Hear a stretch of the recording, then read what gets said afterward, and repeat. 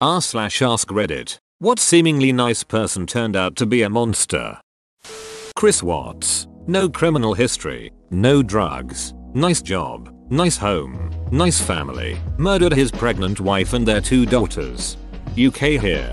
I remember months after the Watts case broke, I was speaking with a guy in PokerStars VR who said he was from Colorado. You'll recall at the time there was massive amounts of sympathy and public interest, even far from Colorado. When I brought up the Watts case, he said he'd never heard about it. When I gave him a quick overview, he said it was so foul that he didn't believe me. He genuinely did not believe that something so vile and harrowing could have happened. I told him to Google Chris Watts murders and change the subject. Even after that, he occasionally berated me for making up something as dark as that story. He couldn't get his head around the fact that something like that could actually have happened. Also, this day, I have no idea how he could have lived in Colorado and not heard about the story in all those months following. But that's another question. He was Chris Watts. Bill Cosby. It really hurt me when that news broke.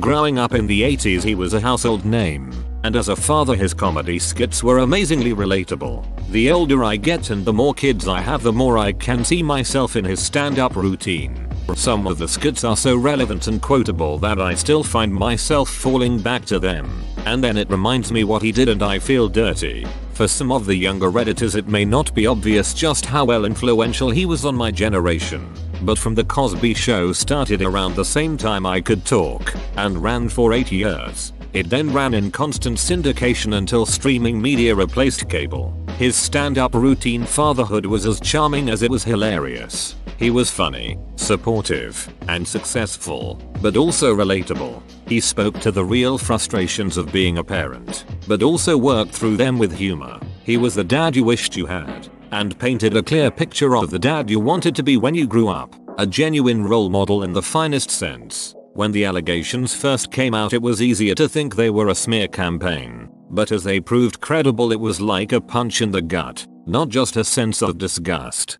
but also betrayal, and a lingering shame to have ever adored his character. Let me add a little to this too. The Cosby Show was huge for the black community. There had been other sitcoms focused on black families like Good Times or Sanford and Son, but those showed families struggling with the realities of poverty. This was the first show that portrayed a black family as wealthy and successful. Bill playing a doctor, teaching good lessons to his family. It was groundbreaking, and served as a real inspiration to a lot of people one generation older I know in my community. Cosby, in the show and outside it as a comedian spokesperson, was seen as a leading example of how to portray black people as capable of betterment, not just as poor disadvantaged people who might fall into crime, drugs and need pity. My grandma's old enough that she doesn't know about what Cosby did, or maybe no one explained the full story to her, but she'll watch the show on her DVDs, and honestly I wish I could go back and watch it too. It was a feel-good show. Alas, the man behind it was quite the opposite of what he portrayed. Heard Ted Bundy was a really nice dude. Ted Bundy was so charming and handsome. Someone at his trial in Orlando, Florida did not believe he could possibly have done the Tallahassee murders until she saw him erupt in rage during the trial. You should see pictures of the groupies he had. Author and Rule wrote a truly amazing book about Bundy, The Stranger Beside Me, and the movie The Deliberate Stranger with Mark Harmon does a really great job of showing how charming he was. I kind of studied him because I grew up in Orlando. And Rule was one of those people who couldn't believe it. Ted was her friend. He babysat for her. I can't imagine finding out my good friend was a serial killer. Josh Duggar. His family TV show painted this monster as the golden son, holier than thou religious. He sexually assaulted his younger sisters as a teen, utilized Ashley Madison to cheat on his wife, physically assaulted a sex worker, and then was charged with possessing CSAM. He is waiting for his sentencing. He has 7 kids and has constantly been surrounded by children since his teenage years. He is a monster whose religion allowed him to thrive.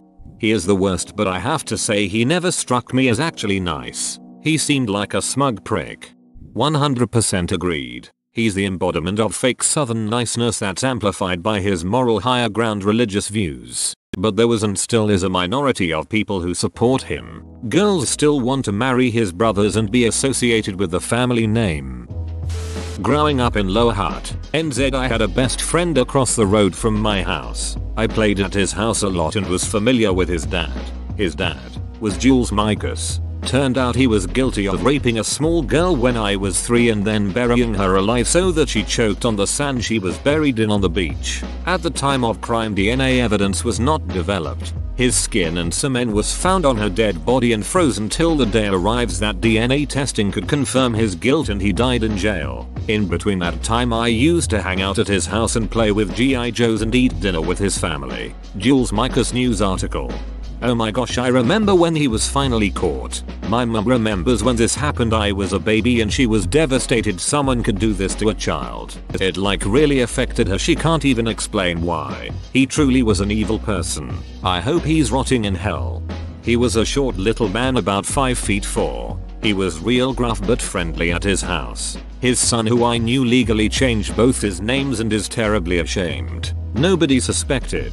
He would mow his elderly next door neighbor's grass when he mowed our grass. He had a rule of no toys or shouting at the dinner table. I was there when 4 police cars came to arrest him. His son was an adult doing an apprenticeship and had just left home. He was arrested late February, early 2000s. I was at my parents' house for a bit because I broke my leg and they were looking after me till it healed. The cars pulled up, no sirens, and he was taken away. Was a few weeks till we learned why.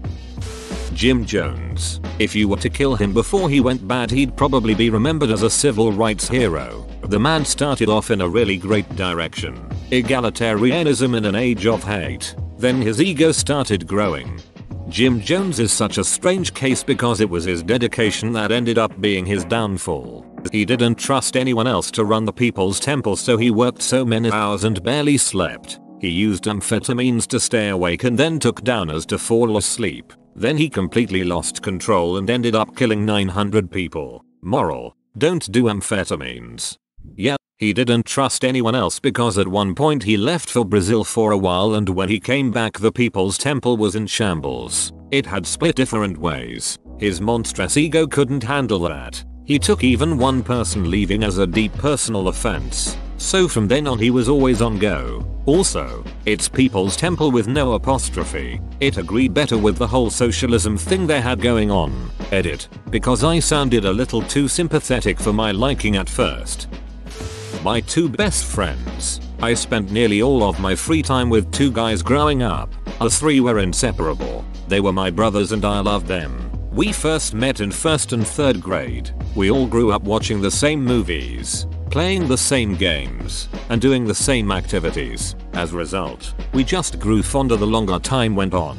We had our ups and downs, and even times of serious arguments, but we always ended up back together in the end. Cut to when I'm 24 and it's been hard the past couple years. One seems to have zero aspirations, and the other has become the biggest mooch you could find. My one friend kept hitting on my girlfriend for a year and a half straight. She made it very clear that she was friends with him but nothing more. He got drunk one night and threw himself at her trying to make out with her. It was the last straw. I cut him out entirely. My other friend, the mooch, stole from me about 2 weeks later. He owed me a ton of money because he never worked. I always paid his way. I knew I'd never get the cash back when I paid his way, but I wanted him to be included. He was a brother. Having to have someone pay for you and stealing are quite different things though. He wouldn't admit fault when I caught him, nor would he apologize. That was my sign that he was no longer a mooch, but now a thief. I decided to cut him out too.